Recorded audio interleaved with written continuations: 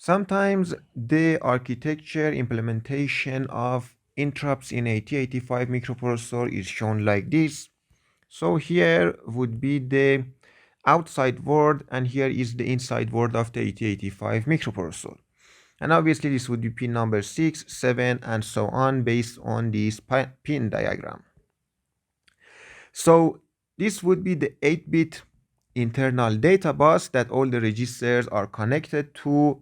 And as we said before, the interrupt's job is that a pin would get activated, something would happen, and the PC value would get changed. This change could be to 0s 24, to 0s 2C, and so on. So all the interrupts, the higher byte would be 2 zeros, the lower byte would be put on the internal data bus. So we could imagine that any interrupt that happens, the higher byte of PC would be reset to 0 and the lower byte would be taken from the value here depending on which one of the interrupts has been triggered, and that value, the lower byte, would be put on the internal data bus and the PC register would take that value off of the data bus.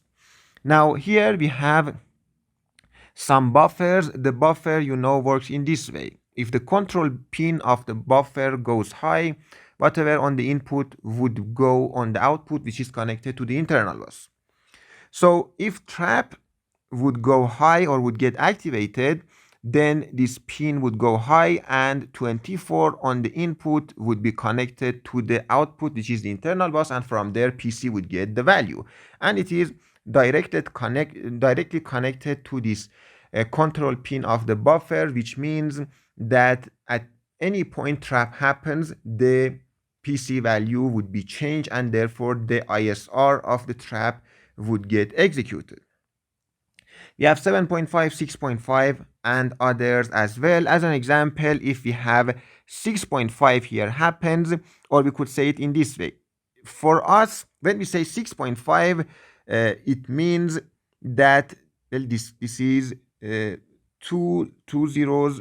The value here should be actually 2 zeros 34. This should be 2 zeros 34. When we say 6.5, we mean that when this pin goes high, 34 in hex, which is 0011010000 would be, or actually 00110100.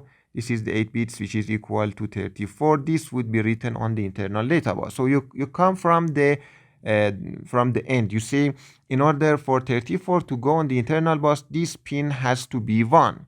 This is the output of this AND gate. The truth table of AND is in this way, that all inputs should go high or should be 1 in order for it to have a high output. One of the inputs comes from this flip-flop, which its input is actually the 6.5 pin. So obviously for us, one of the requirements for the PC to jump to this location is that 6.5 get triggered, and that is obvious, but there are other requirements as well.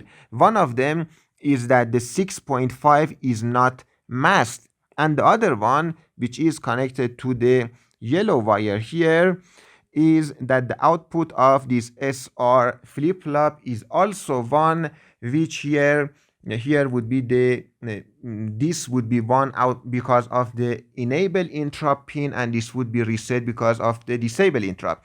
So if disable interrupt is executed, it would reset this SR flip-flop, causing this output to be 0, and this output is connected to 6.5, 5.5 and 7.5 AND gate, which would cause all these outputs to go 0, and therefore none of these inputs would get activated. That is the reason that we explain how DI and EI would work. But if enable interrupt works, then one of the conditions would hold true, that this would cause the yellow wire here to go high, and one of the inputs on these on these AND gates would go high. But other than that, we need the mask bit of the related pin that has gone high to also go 1, so that all the 3 inputs would go high as well. But one thing that you can see from this architecture is the priority resolver. How does the priority resolver word that we said the trap would have the higher priority than 7.5, 6.5, and so on. So a better way to represent this is in this way. You see, imagine this is trapped. This pin is the outside word and this is the inside word again. So this is the trap. Trap is connected to a flip-flop. On the next clock, this would go high, this output, and this high would be connected to this buffer, and therefore 24 would be written on the internal data bus, and from there PC would get its high, it's the lower byte of its address that it should jump to. This is simple for trap. When we combine other interrupts with trap, we have something like this. So here again, we would have the 6.5, here we would have 7.5, and trap would be here that we explain it. Let's say in which case the 6.5 would get executed. When we say the 6.5 interrupt, we mean the address, the PC value would be changed to 2034. We said the higher byte of the PC whenever interrupt happens would be cleared to 0, but the lower byte would be taken from this value here. How this value would go on the internal data bus when this control pin of this tri-state buffer goes high or 1. This 1 is the output of this AND gate, and the AND gate works in this way that all the inputs should go 1. We have 3 inputs. One of them comes from this pin, this dot here. So this 1 is from the output of a NOT gate, which means that we need to have a 0 here. This 0 is the output of a NAND gate, and we know that the NAND gate goes 0 when on all the inputs go 1. So we need 3 ones at all these inputs. Now let's analyze what are all these 3 ones. The first one is the output of a flip-flop, which is when the 6.5 goes high, which is obvious. In order for the ISR of 6.5 to be executed, obviously 6.5 pin should go high. That is one of the requirements, but is not enough. The second input would be the output of this NOT gate, which would be the mask of 6.5, and the third one would be connected to the same enable interrupt that we talked about.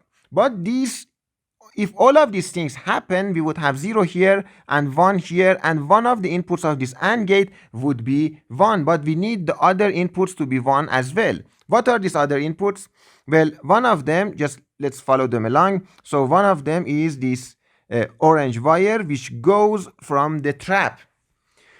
So if we need 1 here, it means that we need 0 on this is the output of a NOT gate, which means that we need a 0 here. What is this 0? This is the output of the flip-flop related to the trap.